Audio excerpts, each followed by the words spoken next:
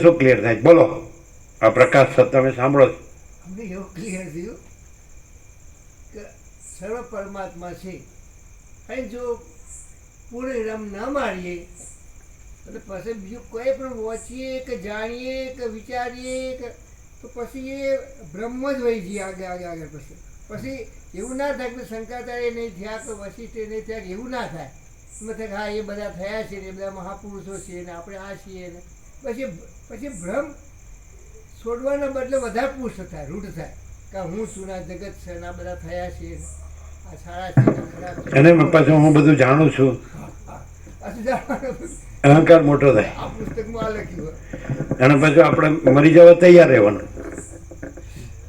અને મા ચિદાકાશ જન્મતું નથી ને જીવતું નથી ને મરતું નથી.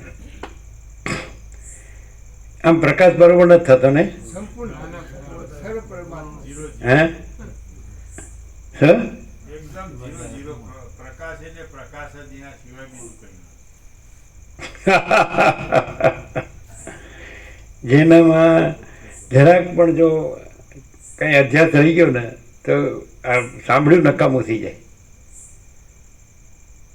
તો મેં અત્યાર સુધી આ બધું કર્યું એનું હું એ તો ફિર જાતસ્ય ધ્રુવ મૃત્યુ ધ્રુવમ જન્મ મૃત્યુ છે. તો પછી પાછા આવવાનું આવાગમન ચક્કર ચાલુ. એને જ મન કહે છે, એને જ વાસના કહે છે, એને જ અહમ કહે છે, નથી સંકલ્પ કલ્પના કહે છે, ભ્રમ કહે છે, મોહ કહે છે, માયા કહે છે. એ કંઈ છે જ નહીં, છે જ નહીં. પ્રકાશમાં બીજું કાંઈ સંભવતું જ નથી. અખંડ પ્રકાશ પરમાત્મા, જે અખંડ પ્રકાશ પરમાત્મા ભૂમિમાં પ્રકાશી રહ્યા છે, સ્વર્ગમાં પ્રકાશી રહ્યા છે, આકાશમાં પ્રકાશી રહ્યા છે, દેહની બહાર તથા અંદર પ્રકાશી રહ્યા છે, એ અખંડ પ્રકાશ પરમાત્માને હું પ્રણામ કરું છું. વાલ્મીકી હવે વાલીઓ લૂંટારો સમજી ગયો, પણ આ હાળો લૂંટારો સમજતો નથી.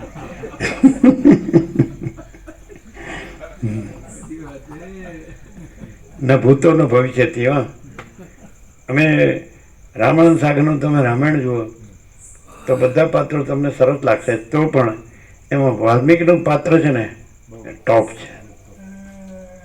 જે લવકુશ સીતાને રાખી લવકુશને તૈયાર કરીને જે બધું છે એ જોરદાર છે એમ.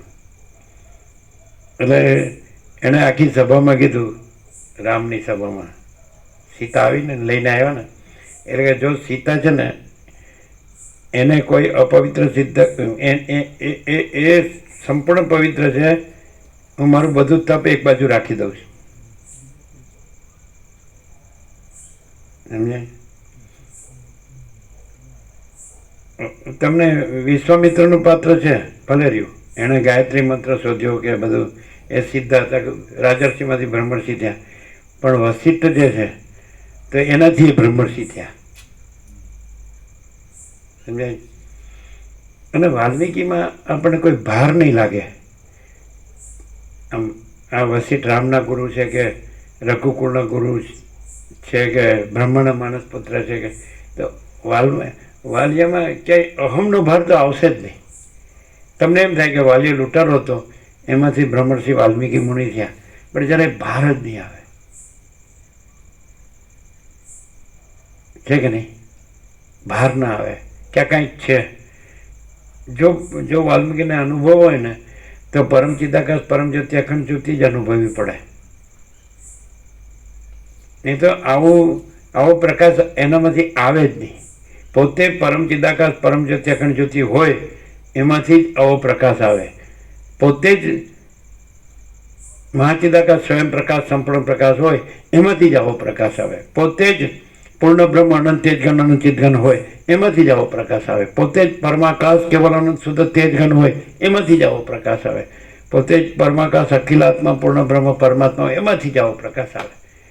કોઈ એલફેલમાંથી આવો પ્રકાશ ના આવે. આ તો ન ભૂતો ન ભવિષ્યથી આવું થયું નથી, થશે નહીં એવું. પણ એ કોણ અનુભવી શકે? જરાક પણ કચરો હોય ને માયા મોહનો ને હું તો મારું તારું ને આ બધા ભેદ આ બધું દેખાય છે એનો, આ મનનો કે અહંકારનો કે દેહાભિમાન કે આ બધા દેખાય દ્રશ્યનો, તો નહીં ખબર પડે. કોઈ કચરો જેના મને હોય ને, કોઈ કચરો તો એ પોતે જ પરમ ચિદાકાશ પરમ જ્યોતિ અખંડ જ્યોતિ છે. એ તો અનંત અને એક જ છે, પૂર્ણ છે, અખંડ છે, અભેદ છે અને અનાદિ અનંત છે, અજર અમર છે, નિરંજન નિરાકાર નિર્વિકાર છે. આકાશ જોઈ લો બસ. આ બધું બધી કોર, બધી બાજુ, ઉપર નીચે અંદર બહાર આજુબાજુ બધી કોર, બધું આકાશ જ છે ભરેલું. તો બધું ચૈતન્ય પ્રકાશ રૂપી આકાશ જ ભરેલું છે અને એમાં કોઈ કચરો છે જ નહીં. એવો જેનામાં કોઈ કચરો છે જ નહીં તો પછી એ આ સર્વત્ર સદા ભરેલું ચિદાકાશ જ છે. એવો વાલ્મીકી છે. બધા એવા જ છે, જે લોકો સિદ્ધો છે એ બધા એ ચિદાકાશ જ છે, પણ એક જ છે. પછી એમાં ભેદ, આકારના ભેદ છે, નથી. આકારના ભેદ છે પણ એ નથી, અને ચિદાકાશના ભેદ નથી. નથી ખ્યાલ આવે? ચિદાકાશમાં ભેદ નથી અને આકારના ભેદ નથી, કારણ કે આકાર સાચો નથી. સૂર્યનો ગોળાકાર છે એ વસ્તુ નથી, અંદર અનંત તેજ ઘન છે એ વસ્તુ છે. એવી રીતે આ દ્રશ્યના જે બે આકાર છે એ વસ્તુ નથી, પણ આ આકાર રહી જે અનંત સુધી ચિદાકાશ છે એ વસ્તુ છે, અને એમાં કોઈ ભેદ નથી. આકારના ભેદો દેખાય છે તો આકાર સાચા નથી, માટે એ ભેદો સાચા નથી. સમજાય? અને અનંત સુધી ચિદાકાશ, એમાં કોઈ ભેદ નથી. અનંત અખંડ અભેદ છે, નિરંજન નિરાકાર નિર્વિકાર, આદિ મધ્યાંત રહિત, એક જ અદ્વિતીય અનાદિ અનંત. બહુ મસ્ત. હવે કેટલું બાકી છે? અડધું પેજ છે. હા તો કરી દો.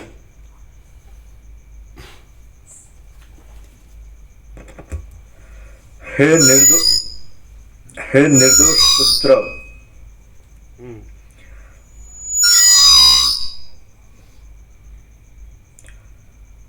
સંસાર સંબંધિત સગળા પદાર્થો સંકલ્પ રૂપી તંતુમાં પરોવાયેલા છે અને એ તંતુ કપાઈ જાય તો એ પદાર્થો વિંખાઈ જઈને ક્યાં જાય છે એનો પત્તો પણ મળતો નથી.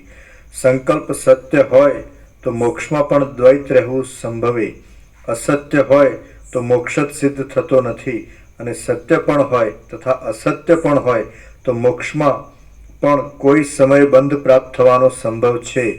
એવી રીતના વિકલ્પો કરવા અયોગ્ય જ છે, કારણ કે સગળા વિકલ્પો સંકલ્પ માત્રથી જ સામટા ઉત્પન્ન થાય છે, માટે તે સંકલ્પ ઉપર ફાવી શકતા નથી.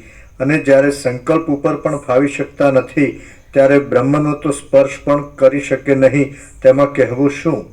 સૂક્ષ્મ શરીર, સ્થૂળ શરીર તથા તે ઉભયમય સકળું જગત સંકલ્પથી જ થયેલું છે, બીજા કોઈથી થયું નથી.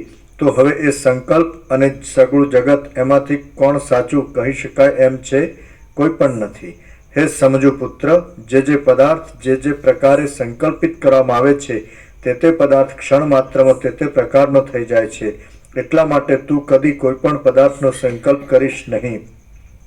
તું સંકલ્પોથી રહિત થઈને વેઠિયા માણસની જેમ કેવળ આવી પડેલો વ્યવહાર કર્યા કર. સંકલ્પનો ક્ષય થાય તો પરમ ચૈતન્ય મનરૂપ થતું જ નથી. તું સાક્ષાત પરબ્રહ્મ જ છે, પણ પોતાની ભ્રાંતિને લીધે તે યોનિઓથી તે પ્રાણીઓ રૂપે ઉત્પન્ન થઈને વ્યર્થ જ જગત સંબંધી દુઃખોનો અનુભવ તારે કરવો પડે છે. તે યોગ્ય નથી જ. હે નિર્દોષ પુત્ર, આ પ્રમાણે છે. એટલા માટે જ્ઞાન પામ્યા વિના મરવું એ તો તે યોનિઓમાં મોટું સંકટ ભોગવવાને માટે જ થાય છે. તે તને પ્રાપ્ત થાય એ યોગ્ય નથી. સમજુ પુરુષો તો જેનાથી સગળા દુઃખો ટળી જાય એવો જ માર્ગ પકડે છે, બીજો માર્ગ પકડતા નથી. તું તત્વવેત્તાપણાને પ્રાપ્ત થા. સંકલ્પોના સમૂહને બળાત્કારથી અત્યંત નષ્ટ કરી નાખ. ચિત્તની વૃત્તિને અત્યંત શાંત કરી દે અને અખંડ સુખને માટે તે અદ્વૈત પદને સંપાદન કર. શ્રી યોગ વાસિષ્ઠ મહારામાયણમાં સ્થિતિ પ્રકરણનો સંસાર નગર વિકલ્પ યોગ વિચાર નામનો સર્ગ 53મો સમાપ્ત. ઓમ ઓમ ઓમ. પ્રસાદ આપી દો.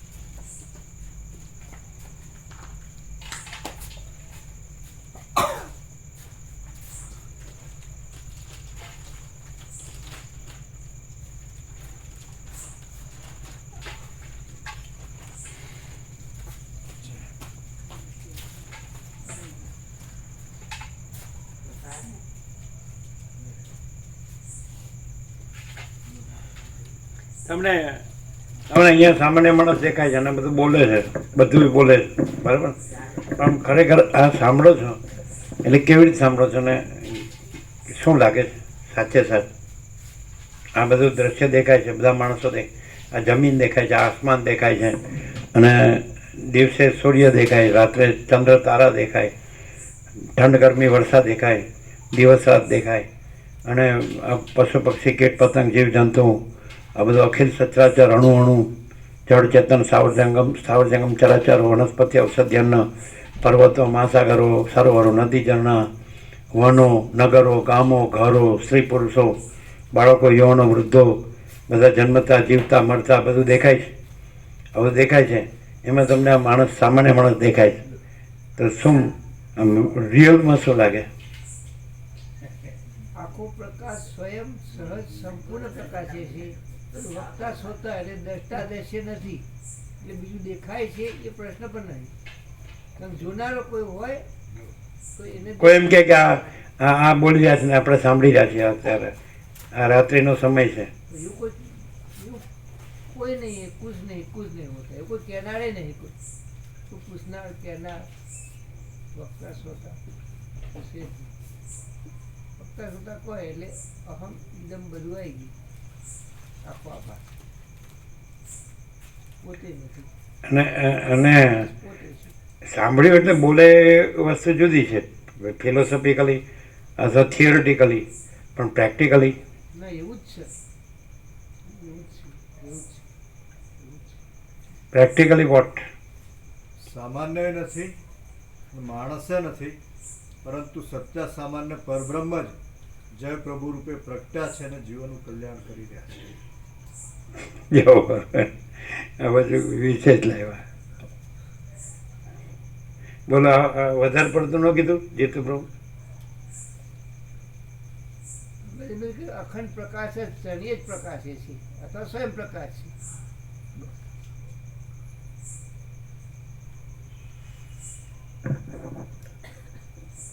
તો એ તો આના વગર અખંડ પ્રકાશ છે ને, સ્વયં પ્રકાશ છે. છે. અમને એવું બોધ પ્રકાશ શ્રવણ સિવાય થાય નહીં ને, અને થયો જ નહીં. પ્રકાશ શ્રવણથી જ એવું અમે જાણીએ, આખો પ્રકાશ જ છે. નમસ્કાર એટલે હું નહીં ને આખો પ્રકાશ છે. વાલ્મીકી નમસ્કાર કહે ને કે એ અખંડ પ્રકાશને હું નમસ્કાર કરું છું, એટલે હું નથી ને અખંડ પ્રકાશ છે. આવો પ્રકાશ બીજે ના ખબર. અહીં તો દરેક ક્ષણે ભાઈ હું નથી એટલે બીજે તો હું શું, સંસાર છે, હવે જ્ઞાન કરવાનું છે, આ કરવાનું છે, તે કરવાનું છે, એના માટે આ કરવાનું તે કરવાનું. તો હું તો ખરો જ પાછો લે લો. હું જ પુષ્ટ થતો હોય, બેઠ થતો હોય.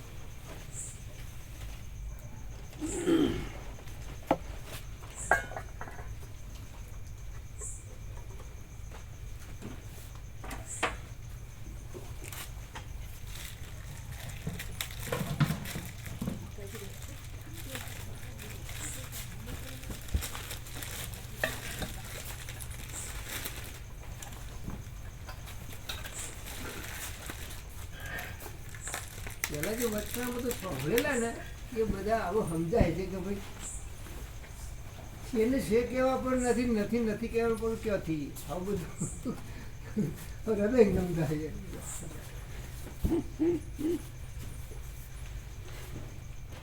વિચારવાળી શબ્દ નથી.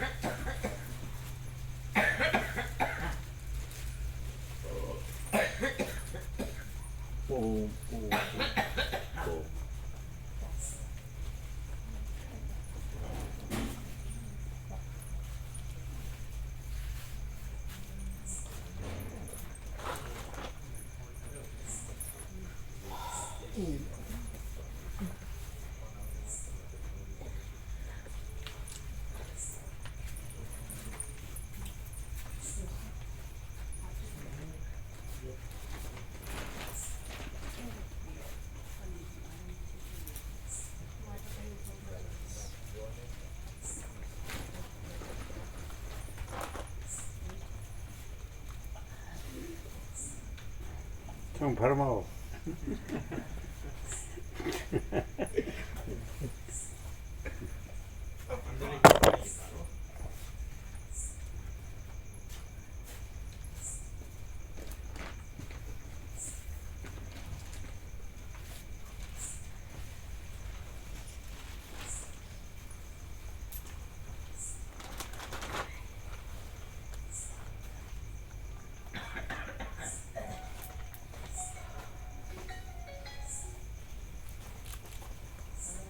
બ્રહ્મ વિષ્ણુ મેં સૃષ્ટિ સ્થિતિ પ્રલય કરતા સંકલ્પો તરીકે હિરણ્યગર્ભમાં બાધિત કર્યા. હિરણ્યગર્ભ મેં સમષ્ટિ ચિદાભાસ ઈશ્વરમાં બાધિત કર્યો. ઈશ્વરને પરમ સત્તા પરબ્રહ્મમાં બાધિત કર્યું. આવું ક્યાં છે? અને એમાં જન્મનો ભ્રમ જ નથી. જન્મનો ભ્રમ નથી એટલું થઈ જાય ને તો બધું જ એ તો પછી છે જ પરમ સત્તા પરબ્રહ્મ અખંડ સચ્ચિદાનંદ.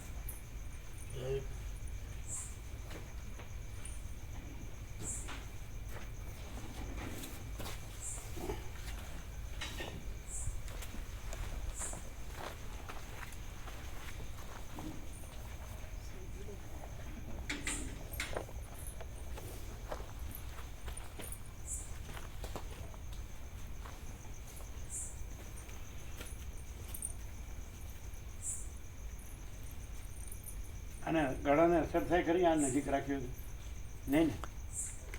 नहीं, ये तो अभी रखा है प्रभु, अभी रखा है, હા. बाकी पीछे रहता है.